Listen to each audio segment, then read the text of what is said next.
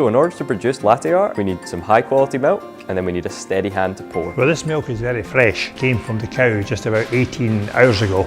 We're going to start by making a shot of espresso.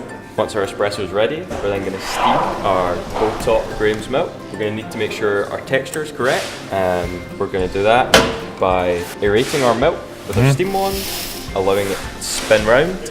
So now that we've got our espresso ready and our well steamed milk, we want to hold our handles at right angles to each other so that we're going to get a symmetrical pour. And we're going to start from a wee bit of a height and move round. I'm trying hard. I've got a steady hand here, which is maybe a start. And then we're going to aim for the middle. And I'm pouring slowly. Give it a wee wiggle. I've got a farmer's hands. And then cut across. I thought it was easy.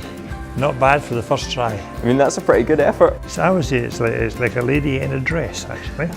I should stick to being a farmer. Danny will stick to being a barista. Why don't you give it a go and let's see what you can do.